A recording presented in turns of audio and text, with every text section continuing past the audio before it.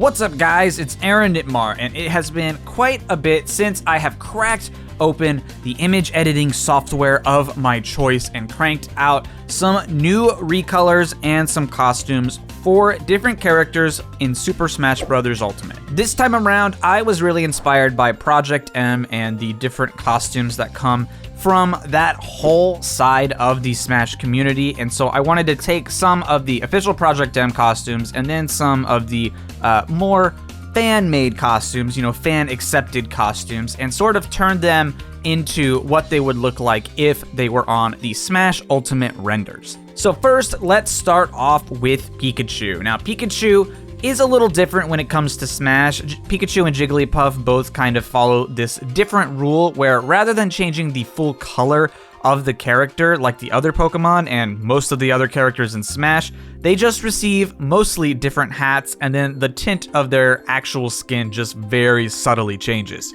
So I wanted to kind of do mock-ups of two different costumes or two different hats for Pikachu. The first is, of course, Detective Pikachu, which is a fan favorite and honestly one that I'm surprised is not in Smash Ultimate. Not only was it a hit movie, with Ryan Reynolds and, broke all these records for video game movies before the Sonic movie came out, but it was also a pretty successful game, and I'm pretty sure it has a sequel on the way, and Smash really loves to reference these kinds of different appearances of the characters, and so I actually am pretty surprised that Detective Pikachu was not put into the game, at least. We got Pikachu Libre, which is kind of in the same level as Detective Pikachu, so I'm surprised, honestly, that we didn't get the detective hat, so I just decided to throw it on there real quick. This is actually from the original render of Detective Pikachu, or, one of the official renders anyway, and so I threw it on Pikachu. I think it looks great. They would probably change the tint a little bit, but I didn't want to touch that because that would potentially make it look worse, but yeah, Detective Pikachu I think would be cool in the game. And the second costume that I made for Pikachu is inspired by Legacy TE. I believe they are the first ones to have officially made this, and it is Pikachu wearing the male protagonist's hat from Let's Go Pikachu and Let's Go Eevee. That character's name is Chase, and in the official artwork, he has the Pikachu on his shoulder. That is, I guess, his official partner Pokemon, and so it makes sense to give him the Let's Go hat. In Legacy TE, Jigglypuff has the female version. I tried to make it, but it is kind of difficult based on the way that Jigglypuff's render works anyway, so I wanted to at least make one of them, and Pikachu with the hats is much easier, so I went ahead and just sort of threw this together really quickly. But yeah, this is a cool hat. I think would be neat. If we were to get, some kind of DLC costume, I would expect one of these two Pikachu hats to be put into the game because they're both official Nintendo things. It's not really an obscure reference or anything, so it would be a perfect reference to give Pikachu if we were to somehow give Pikachu a DLC hat. So from one Pokemon, we are moving to another, and let's look at Charizard. Now, Charizard has some pretty good recolors in Smash as far as references. They reference a lot of different dragon-ish Pokemon or things that sort of have the same vein as Charizard in terms of popularity or in terms of design. But there is one that Project M had that I've always really liked, and that is, of course, this color, which is inspired by the Pokemon Salamence. I've always just really liked this color. It definitely is more on the nose than a couple of Charizard's other recolors, and a lot of the recolors that Charizard has need to match Ivysaur and Squirtle as far as color schemes go, and this one is a little too vivid to be given to Squirtle or Ivysaur, I think, but I have always liked this color. I've always liked how it looked in the Brawl style in Project M, so I thought it would be cool to see it in Ultimate. I still really like it in the Ultimate style. I just understand that because Charizard isn't his own character, separately, it would cause some complications, I think, with Ivysaur and Squirtle. But speaking of Ivysaur, we have another Project M color, which is Ivysaur entirely red.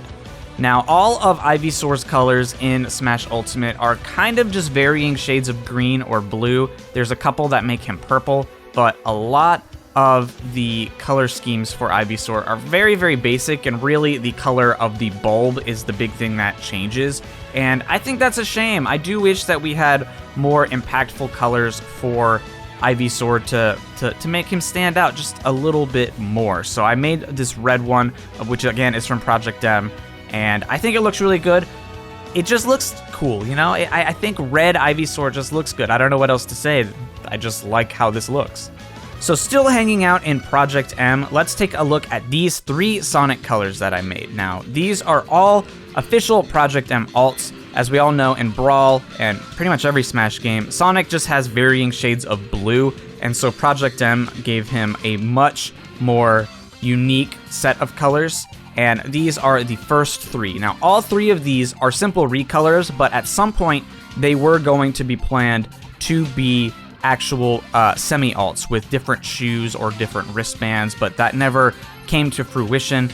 The red one was going to be based on Eggman, the green one was going to be based on Jet the Hawk, and the purple one was going to be based on Big the Cat. And that was the original plan, but it never came to fruition. Obviously, other people have made different costumes for Sonic. He's one of the most popular characters, so he has some of the highest quality alternate costume mods.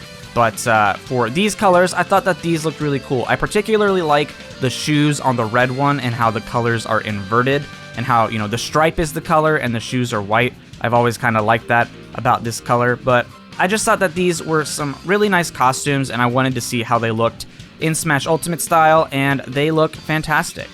So let's go ahead and do some hypothetical color schemes. Now, we don't know who the ARMS character is yet. All we know is that they are the ARMS character. They're from ARMS. Now, I wanted to see if Springman was the actual character, and he was the only character, what would his recolors look like, especially for the other 3 big characters that everyone is talking about as the potential character, which of course are Ribbon Girl, Min Min, and Ninjara. And so I wanted to make color schemes for Springman that referenced those 3 characters, and this is what they look like. Now, I did the best I could. This obviously isn't a Smash render, number 1. This is just the ARMS render. And number 2, there's a lot of moving parts on Springman. There's a lot of finer details, and there's some stuff that I didn't want to touch because I was worried it would make the actual recolor look bad. But as far as a color scheme goes for his long coily arms, the hair, his boxing gloves, all of that I think looks pretty good. And this is really just kind of, not really an experiment, but just kind of a hypothetical to see what Springman's recolors could look like if he was a solo character.